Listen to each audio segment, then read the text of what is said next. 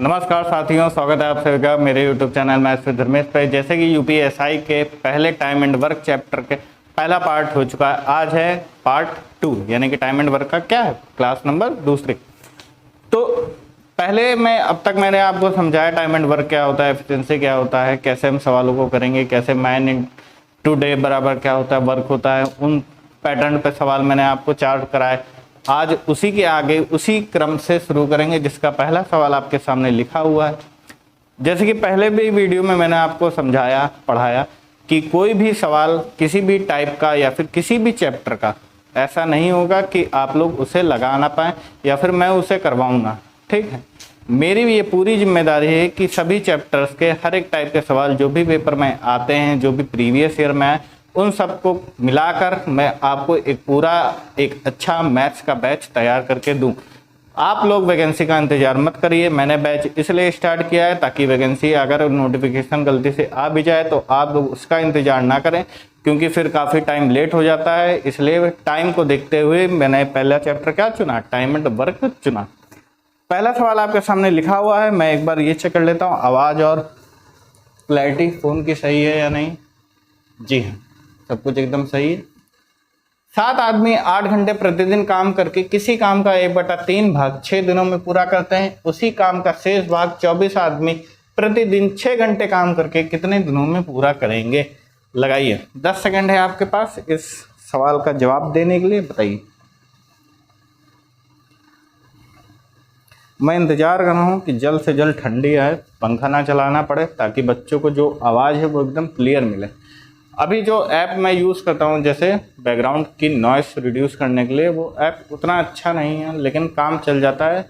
लेकिन तब भी बच्चे शिकायत करते रहते कि आपकी आवाज़ काफ़ी रुक रुक के आती है। तो मैं रुक रुक के नहीं बोलता हूँ, लेकिन हो जाता है, आवाज़ फंस जाती है बैकग्राउंड में, जो डिस्टर्बेंस होता है उसकी वजह से। आप लोग खुद जानते हैं कि वीडियो में रिकॉर्ड करना, अब या तो डिजिटली आप लोग इतना साथ दीजिए, मेरा इतना साथ दीजिए कि चैनल मेरा इतना आगे बढ़ जाए कि जल्द से जल्द मैं आपको क्या पढ़ा पाऊँ, डिजिटली पढ़ा पाऊँ।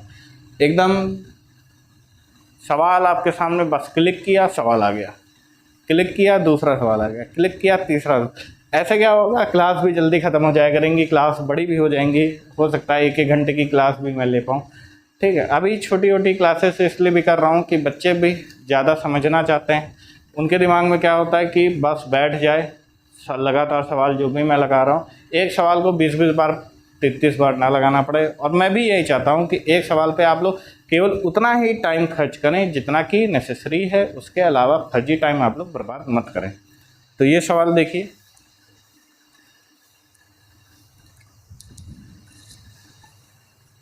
कैसे होगा। 7 आदमी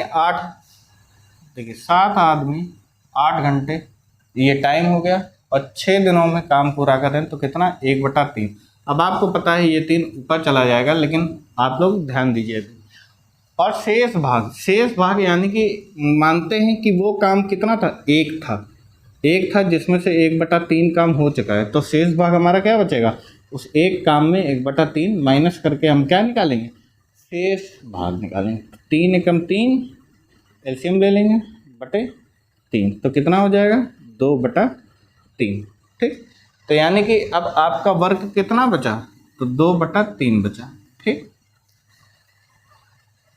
उसी काम का शेष भाग 24 आदमी मिलके 6 घंटे काम करके कितने दिनों में करेंगे। तो आपको ये पता है कि ये 3 जब ऊपर जाएगा तो ये दोनों आपस में क्या हो जाएंगे, कट जाएंगे। 6 से 6 क्या हो जाएगा, कट जाएगा, 8 त्रिक 24 हो जाएगा। अब x बराबर हो जाएगा, देखिए ये 2 इधर जाएगा तो 7 दूना 14, 14/3 कि 14/2। तो गड़बड़ हो गया, कुछ सवाल में कुछ गड़बड़ है क्या?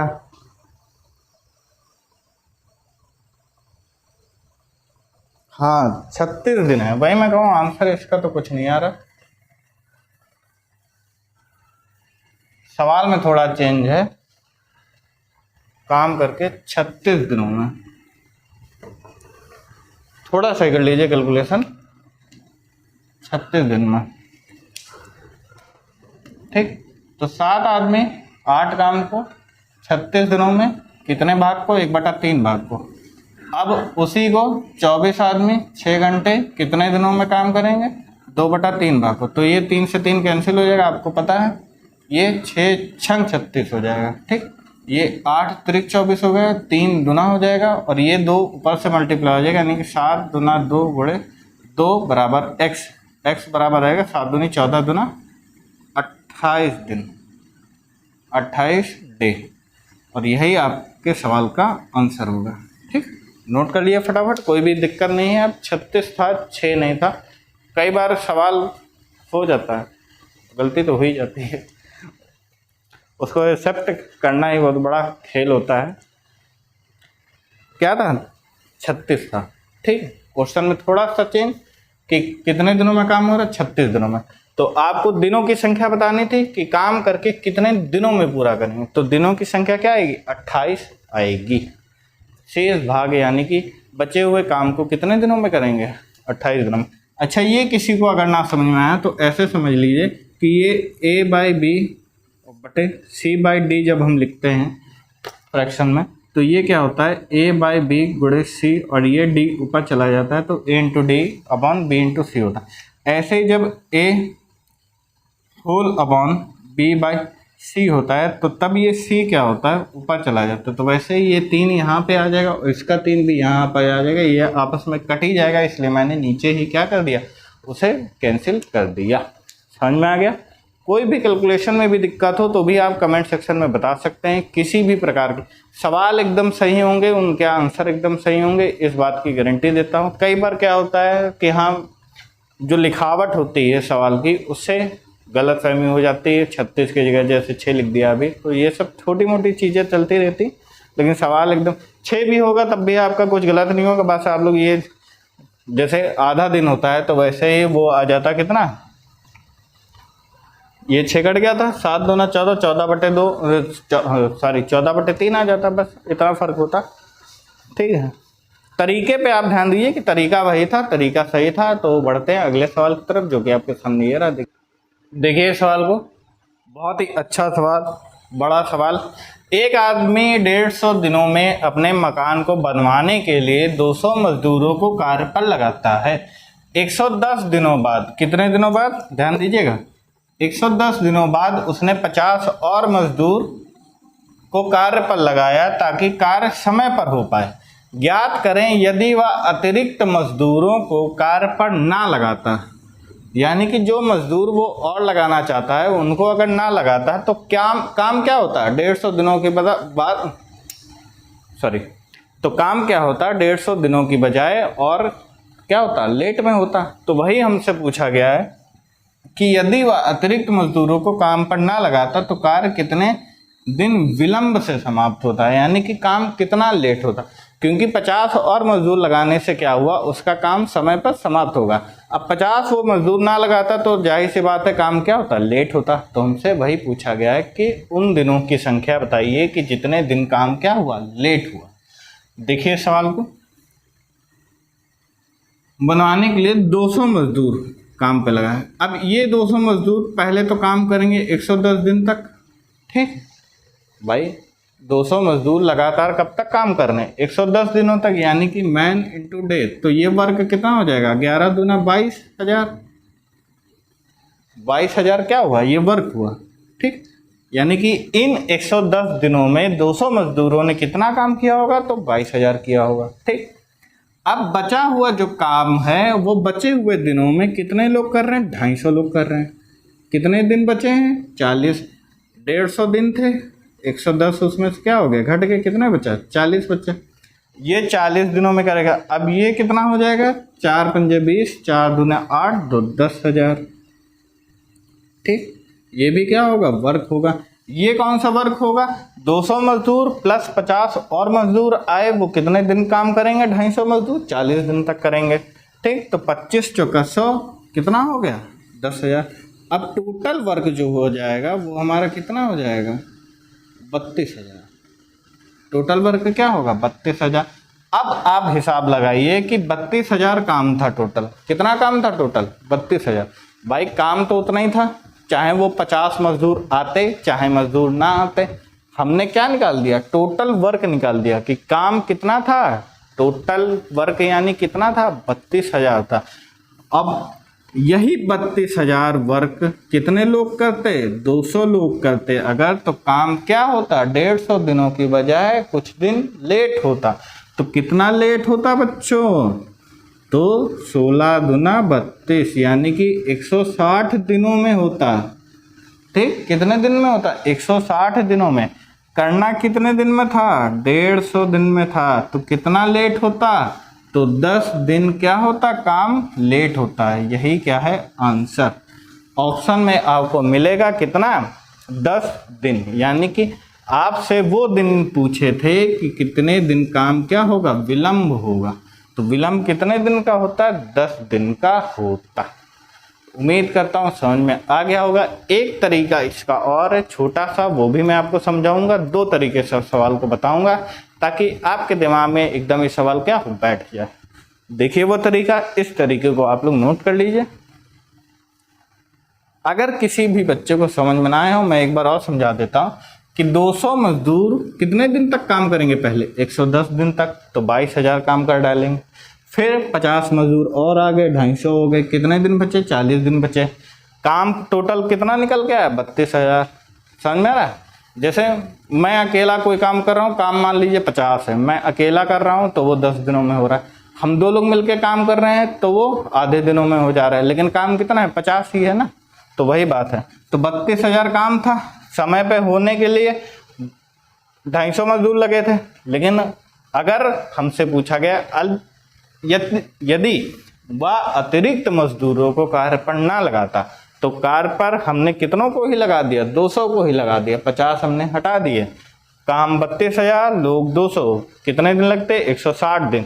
कितने दिनों का लेट होता, 10 दिनों का लेट होता। यही क्या है इस सवाल का आंसर। उम्मीद करता हूँ आप लोगों को समझ में आ गया होगा। दूसरा तरीका देख लीजिए, नोट तो आप लोगों ने कर ही लिया होगा।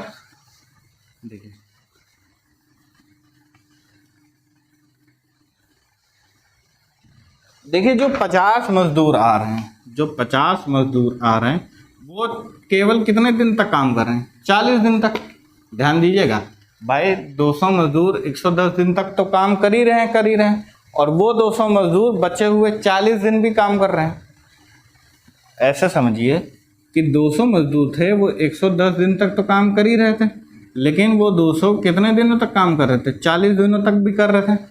बोलिए, अगर मैं यहाँ से देखूँ 11 दूना 22, 4 दूनी 8, यानी कि 30,000 काम वो लोग कितना कर रहे थे, 200 लोग कर रहे थे। 30,000 काम कौन कर रहे थे, 200 लोग कर रहे हैं। अब ये जो 50 मजदूर आते, वो 40 दिन केवल काम करते, तो कितना काम करते, 2,000। और यही 2,000 जो काम है, 50 मजदूर ये अगर ना आते तो किनको करना पड़ता, उन्हीं 200 मजदूरों को करना पड़ता। तो क्या होता, 10 दिन का विलंब होता। यही क्या है सवाल का आंसर। इतने छोटे तरीके से भी आंसर निकाला जा सकता है। मैंने आपसे पहली क्लास में बताया था कि मैं आपको बेस्ट से बेस्ट मेथड दूंगा जिससे इन सवालों को निकाला जा सके। तो आप लोग देख सकते हैं कि जो 50 मजदूर आए वो केवल 40 दिन जब काम करेंगे तो 2,000 वर्क करेंगे, और ये 50 अगर नहीं आएंगे तो ये 2,000 काम भी किसको करना पड़ेगा, 200 मजदूरों को करना पड़ेगा। तो जब ये करेंगे तो 10 दिन क्या होगा, काम लेट हो जाएगा। यानी कि 150 दिन में अगर ख़त्म हो रहा था तो 160 दिनों में ख़त्म हो जाएगा। सिंपल, नोट कर लीजिए। बढ़ेंगे अगले सवाल की तरफ, जो कि आपके सामने ये रहा। देखिए सवाल को, देखिए उसी तरीके का ये सवाल समझिए बहुत ही अच्छे सवाल हैं जो कि आ चुके हैं पेपर में, इसलिए मैं ये सब करा रहा हूँ और इतनी मेहनत से पढ़ा रहा हूँ ताकि आपके क्या हो, एकदम अच्छे से समझ में आ जाए। देखिए 30 आदमी किसी काम को 38 दिनों में कर सकते हैं। 25 दिनों के बाद 5 और आदमी काम पर लगा दिए गए। ध्यान दीजिएगा, 25 दिनों के बाद 5 और आदमी काम पर लगा दिए गए, जिससे काम एक दिन पहले समाप्त हो गया। काम कितने दिन विलंब से समाप्त होता अगर अतिरिक्त आदमी यानी कि जो 5 आदमी और बढ़ाए जा रहे हैं वो ना बढ़ाए गए होते। यहाँ पे एक और लाइन आपको ध्यान देनी है कि जब 5 आदमी बढ़ाए गए तो काम क्या हुआ, एक दिन पहले समाप्त हो गया। यानी कि जो पहले 38 दिन का काम था वो कितने दिन में ख़त्म हो गया, 37 दिनों में। कितने दिन में खत्म हो गया? 37 दिनों में। समझ में आ गया कि नहीं? बोलो।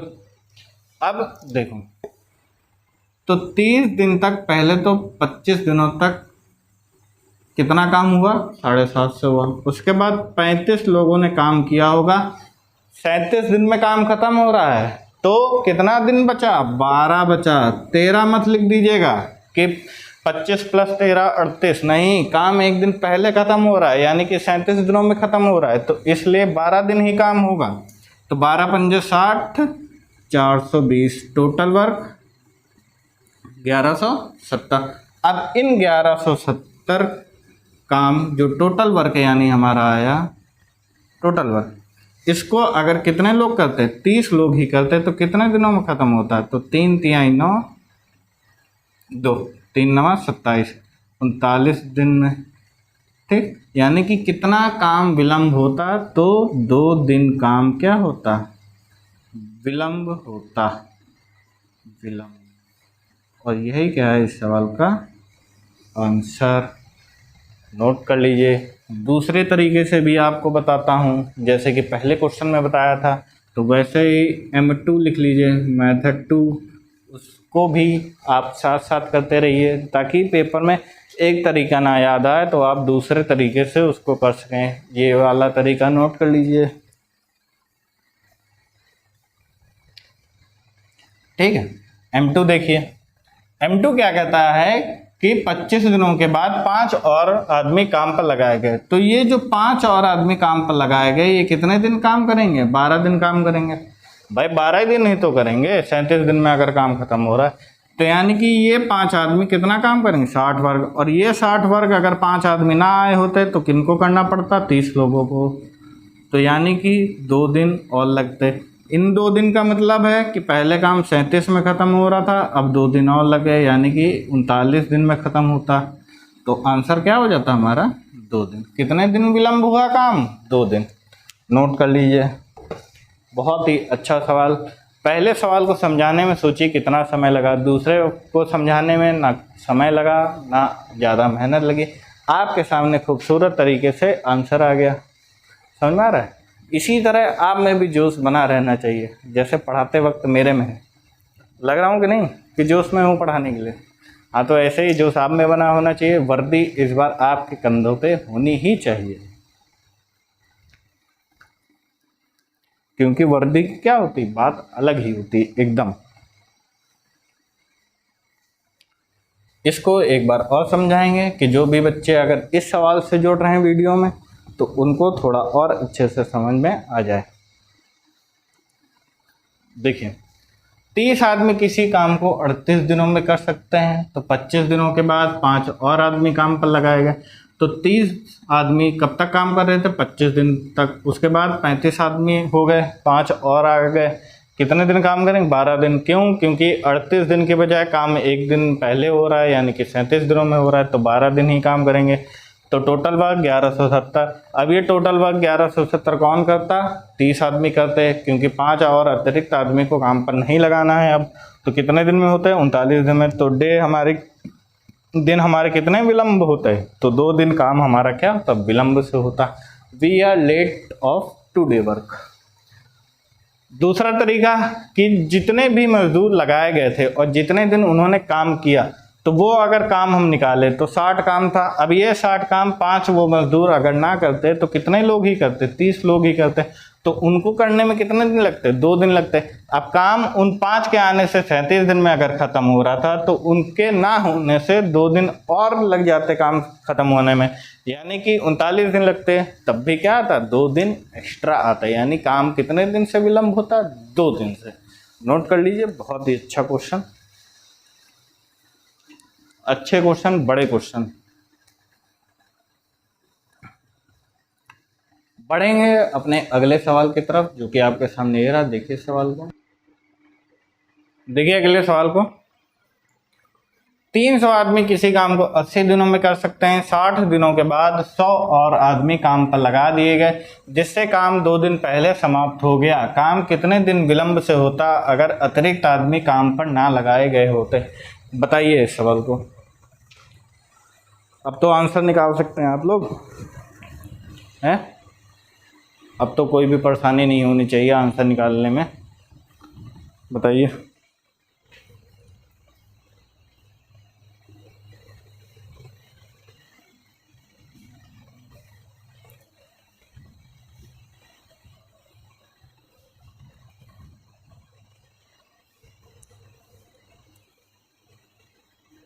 देखते हैं कितने बच्चे इस सवाल का आंसर बताते हैं।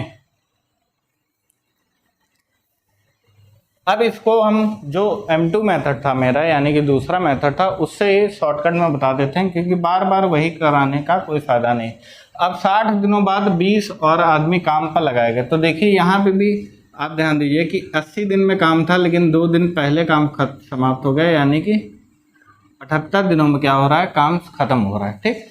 अब 60 दिनों बाद 100 और आदमी काम पर लगा दिए। तो ये जो 100 आदमी हैं वो 60 दिनों के बाद 18 दिन और काम करेंगे, यानी कि 1800 काम करेंगे। ठीक भाई, 80 में 60 गया, 20 बचा। 20 की बजाय 2 दिन पहले काम खत्म हो रहा है, तो कितना दिन काम करेंगे, 18 दिन काम करेंगे। अब ये 1800 काम कौन करेंगे, 300 आदमी ही करेंगे। तो 3 छाक 18, 6 दिन काम क्या होगा, लेट होगा। लेकिन ध्यान से समझिएगा, यहाँ 6 दिन काम नहीं लेट होगा, वहाँ तो 2 दिन डायरेक्ट आ गया। समझ में आ रहा है कि नहीं, कि 37 + 39। नहीं, पिछले क्वेश्चन में कुछ गलत करा दिया क्या, 1 दिन काम समय और, अरे 2 ही दिन था। तो 78 + 6 कितना हो जाएगा, 84। ठीक। तो कितने दिन काम लेट होगा, 4 दिन काम। तो यही क्या है इस सवाल का आंसर, कि कितने दिन काम लेट होगा, तो 4 दिन काम क्या होगा, लेट होगा। नोट कर लीजिए फटाफट।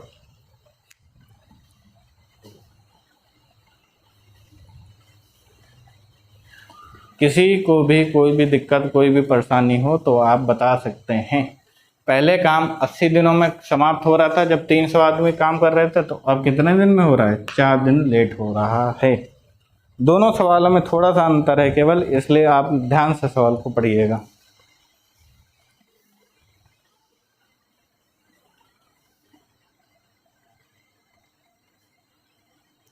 हो गया।